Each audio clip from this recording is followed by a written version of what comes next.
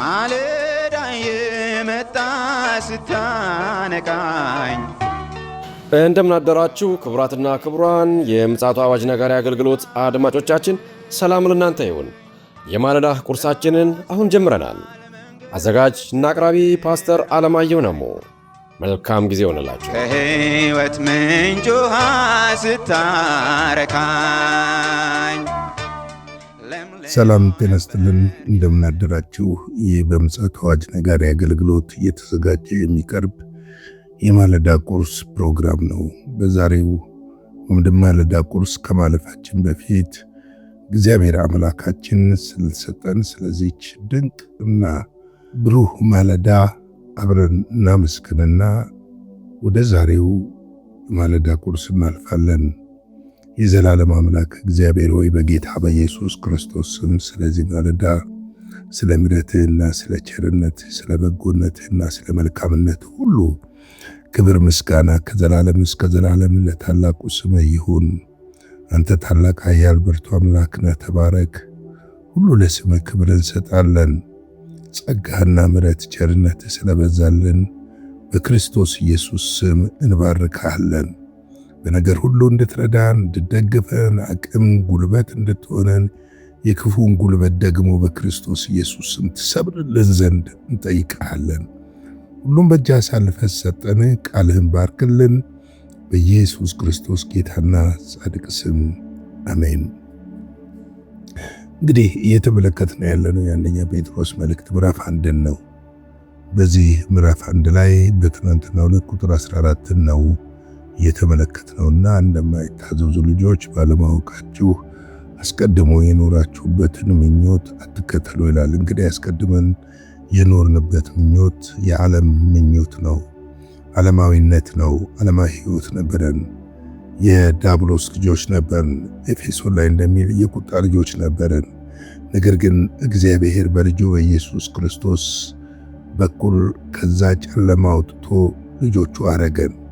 እንግዲህ የሱ ልጆች ከሆነ ደግሞ የሱን መልክ ገላጮች፣ የሱ በረከት ተካፋዮች፣ የሱ የባህሪ ተካፋዮች እንሆናለን። መጽሐፍ ቅዱስ ይህን በደንብ ይናገራል። ስለዚህ ወደ ኋላ ተመልሰን የኋላውን ነገር መመኘትና ዓለማዊ ሕይወቶችን ወደ ኋላ ተመልሰን መኖር እንደሌለብን ይነግረናል። አትመኙ ይላል። ምክንያቱም ዓለምና ሞላው ይጠፋሉ። እግዚአብሔር በነገር ሁሉ ደግሞ እንደሚባርክ በፍጹም በፍጹም በፍጹም መጠራጠር የለብንም። እግዚአብሔር የበረከት አምላክ ነው። እሱን ተከትለን የሚያጎልብንም የሚቀንስብንም ነገር ስለሌለ፣ ብዙ ጊዜ ግን ዓለም ሰይጣን እግዚአብሔር እንደሚያጎልብን አድርጎ ሊያሳዩን ይችላሉ። አንዳንድ ጊዜ ሰዎች ከኋላችን ተነስተው በጣም ርቀው ሲሄዱ ስንመለከት እኔ ምን ሆኜ ነው ብለን ልናስብ እንችላለን። ነገር ግን ርቀው የሄዱበትን መንገድ ስለማናቀው መመኘቱ ጥሩ አይደለም ብዬ እመክራለሁ። በምን መንገድ ነው ርቀው የሄዱት? የአመፃ መንገድ እስከሆነ፣ የጥፋት መንገድ እስከሆነ፣ የውድቀት መንገድ እስከሆነ፣ የሰው ላብና ደም ያለበት መንገድ እስከሆነ፣ ስለዚህ ይህንን በደንብ ልናስተውል ይገባል እላለሁ። እንግዲህ ዛሬ ደግሞ የምንመለከተው ቁጥር 15፣ 16፣ 17 ነው የምንመለከተው። እንደዚህ ይላል፣ ዳሩ ግን እኔ ቅዱስ ነኝና ቅዱሳን ሁኑ ተብሎ ስለተጻፈ የጠራችሁ ቅዱስ እንደሆነ እናንተም ደግሞ በኑሯችሁ ሁሉ ቅዱሳን ሁኑ። ለሰው ፊት ሳያደላ በእያንዳንዱ ላይ እንደ ሥራው የሚፈርደውን አባት ብላችሁ ብትጠሩ በእንግድነታችሁ ዘመን በፍርሃት ኑሩ ይለናል። እንግዲህ እንዴት መኖር እንዳለብን ነው ይሄ ክፍል የሚነግረን። ደስ የሚል ኢንተረስቲንግ የሆነ ክፍል ነው። በዚህ ዘመን ግን ይሄ ክፍል አይሰበክም፣ ሊሰበክም አይፈለግም።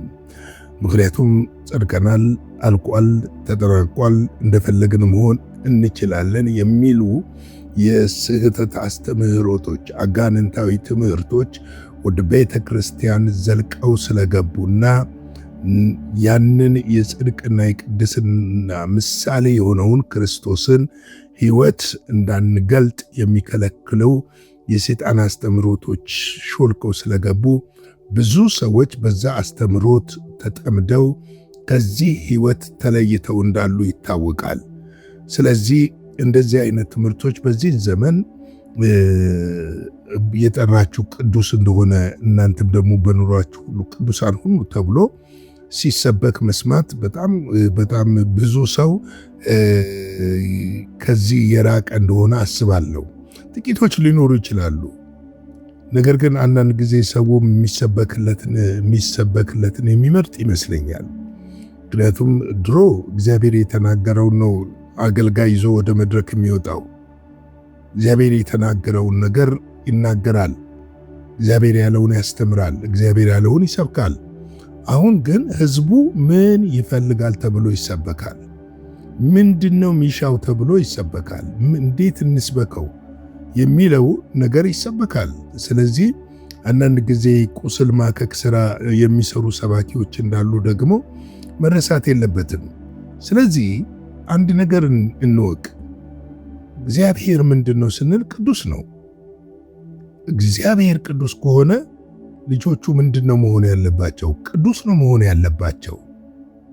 ምክንያቱም ልጆቹ የተወለዱት ከሱ ስለሆነ በመንፈስ በጸጋ የወለደን እርሱ ስለሆነ የእርሱ የሕይወት ምሳሌዎች ልንሆን ያስፈልጋል። ለዚህ ነው ጴጥሮስ ይህንን ክፍል ሲነግረን ዳሩ ግን እኔ ቅዱስ ነኝ፣ ቅዱሳን ሁኑ ተብሎ ስለተጻፈ የጠራችሁ ቅዱስ እንደሆነ እናንተም ደግሞ በኑሯችሁ ሁሉ ምን ሁኑ? ቅዱሳን ሁኑ። የጠራችሁ ምንድነው ይላል? ቅዱስ ስለሆነ የጠራን የመረጠን ቅዱስ ነው። ስለዚህ እኛ ልንሆን የሚገባው የእሱን ባህሪ ተካፋዮች እንደመሆናችን መጠን የእሱን መልክ መግለጥ ነው የሚጠበቅብን። የቀደሰን እኮ እሱ ነው። ያጸደቀን እኮ እሱ ነው። አንዳንድ ጊዜ ለኃጢአት ላይሰንስ የሚሰጡ አገልጋዮች እንዳሉ አውቃለሁ። ነገር ግን መጽሐፍ ቅዱስ የሚለን ነገር ለኃጢአት ሞተን ለጽድቅ እንድንኖር ነው የተጠራ ነው። ምንድን ነው የሚለው መጽሐፍ ቅዱስ? ሮሜ 6ን ሄደን ማጥናት እንችላለን፣ መመልከት እንችላለን። ብልቶቻችሁን ምንድን ነው የሚለው? ሕያውና ቅዱስ መስዋዕት አድርጋችሁ ለእግዚአብሔር ምን አድርጉ ይላል? አቅርቡ ይላል። አቅርቡ። እርሱ ምን ያደርገዋል? ይቀድሰዋል። እሱ ምን ያደርገዋል? በደሙ ያነጸዋል። እሱ ምን ያደርገዋል? ያጥበዋል። ጸጋ የተሰጠን ለኃጢአት ላይሰንስ አይደለም። ጸጋ የተሰጠን ዓለማዊ ኃጢአትንና ዓለማዊ ምኞትን ክደን የተባረከው ተስፋችንን እንድንከተል የተሰጠን ነው። በእኛ ውስጥ እኮ መንፈስ ቅዱስ አለ። ብንደክም የሚያበረታን፣ ስንዝል የሚያበረታን፣ እንዳንወድቅ የሚጠብቀን። እርሱን የምንሰማ ከሆነ በጣም ቀላል ነው። አንዳንድ ጊዜ ብዙ ቦታ የምሰጠው ምሳሌ አለ። ሰው የሚወደውን አያሳዝንም። እውነተኛ ፍቅር ሲይዛችሁ የምትወዱትን ሰው በምንም መንገድ አታሳዝኑ። ያንን ሰው ምን ማድረግ ትፈልጋላችሁ? ማስደሰት ትፈልጋላችሁ። እንግዲያውስ ክርስቶስን በከንፈራችን አንውደደው፣ በመላ ሕይወታችን እንውደደው። በመላ ሕይወታችን ስንወደው የእርሱን ትእዛዞች እንጠብቃለን። እርሱ ያለንን እናደርጋለን። በኑሯችን ሁሉ ቅዱስ እንሆናለን። ምክንያቱም የጠራን ቅዱስ ስለሆነ ነው። የመረጠን ቅዱስ ስለሆነ ነው። ኑሯችን ምንድን ነው የሚመስለው? በዚህ ዘመን ሁሉ ነገር ይፈትናል።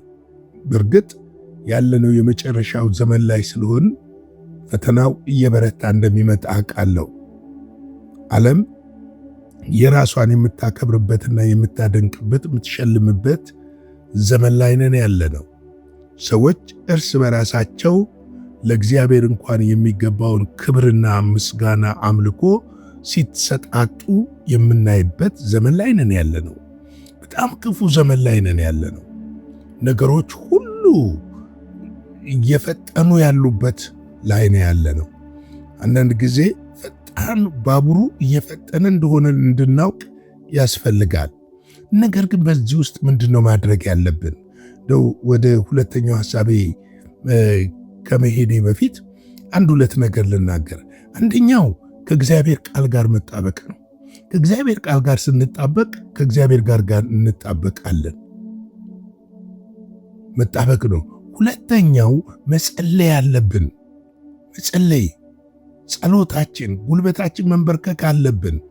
የሚረዳን ጸጋ እንዲበዛልን የመንፈሱ ኃይልና ጉልበት እንዲያግዘን ምን ማድረግ አለብን? መንበርከክ መቻል አለብን።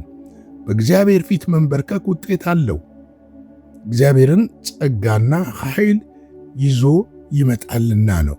ስለዚህ በዚህ በመጨረሻ ዘመን በኑሯችን ሁሉ ቅዱስ ሆነን መኖር እንድንችል የሚረዳንን ጸጋ ከእግዚአብሔር እንቀበል ዘንድ በእግዚአብሔር ዙፋን ፊት መንበርከክ፣ እግዚአብሔርን ፊት መፈለግ ይጠይቃል።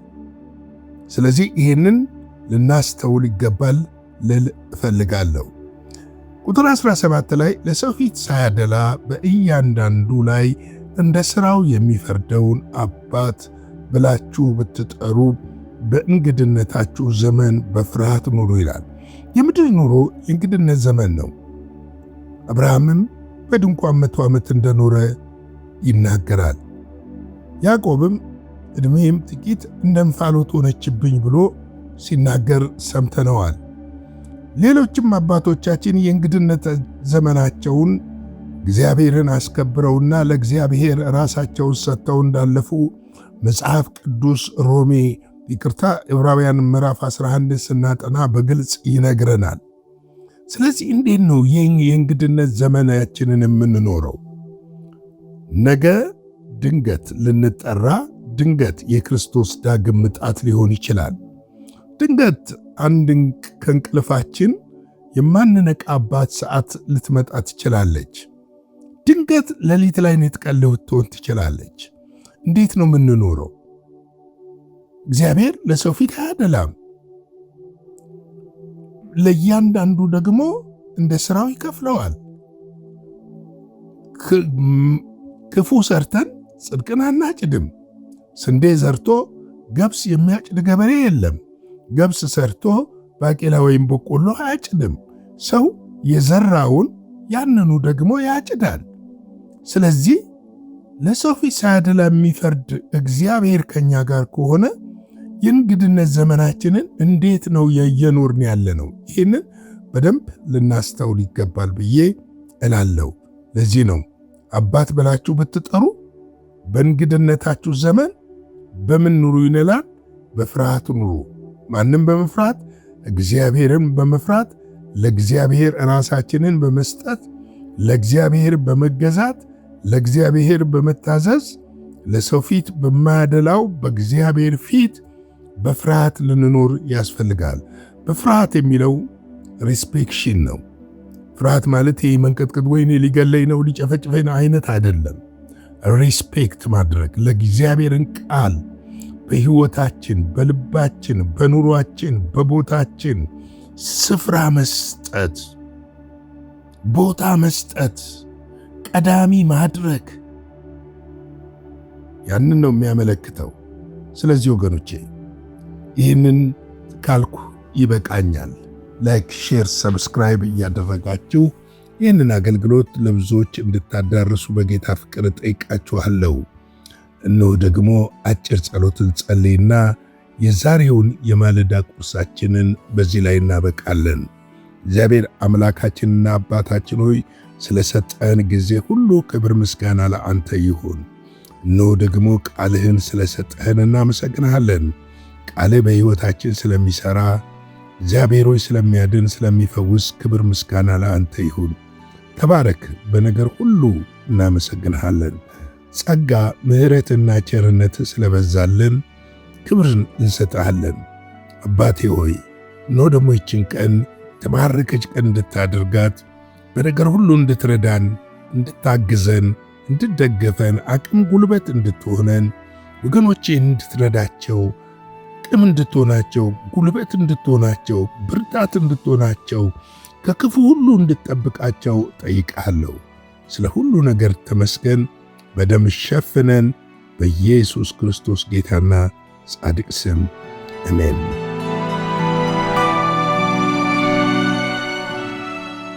በነበረን የመልእክት ክፍለ ጊዜ እንደተባረካችሁ ተስፋ እናደርጋለን።